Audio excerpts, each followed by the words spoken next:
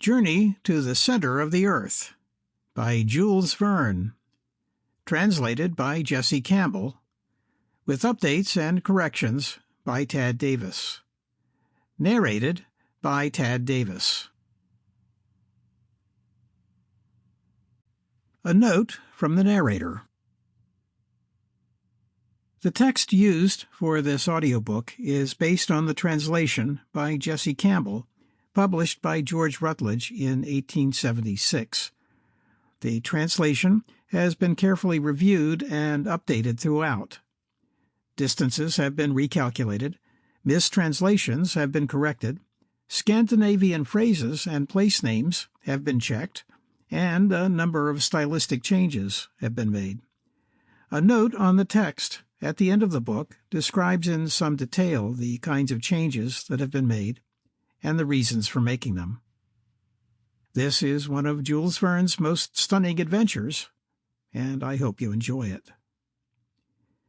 And now, Journey to the Center of the Earth. Chapter 1. It was on Sunday, the 24th of May, 1863, that my uncle, Professor Liedenbrock, came rushing suddenly back to his little house in the old part of Hamburg, number 19 Königstrasse.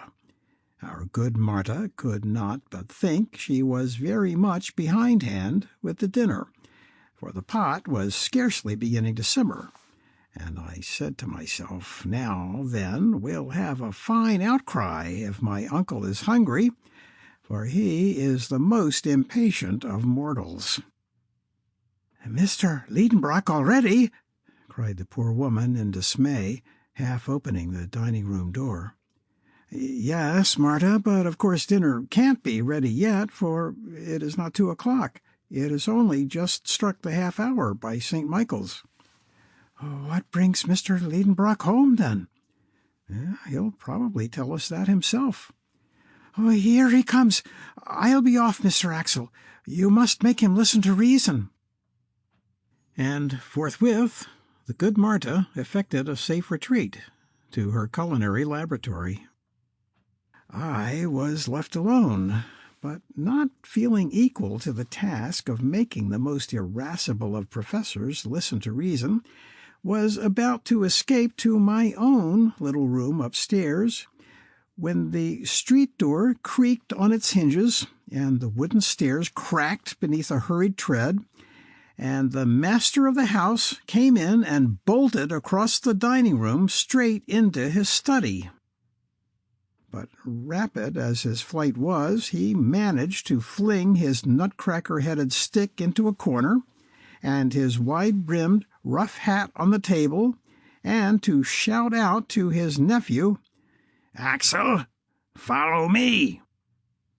Before I had time to stir, he called out again in the most impatient tone imaginable, "What? Not here yet?" In an instant I was on my feet and in the study of my dreadful master. Otto Liedenbrock was not a bad man, I grant that willingly, but unless he mightily changes, he will live and die a terrible eccentric. He was a professor in the Johanneum and gave a course of lectures on mineralogy, during which he regularly put himself into a passion once or twice. Not that he troubled himself much about the diligence of his pupils, or the amount of attention they paid to his lessons, or their corresponding success. These points gave him no concern.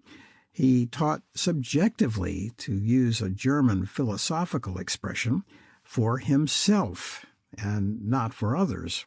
He was a selfish scholar, a well of science, and nothing could be drawn up from it without the grinding noise of the pulleys.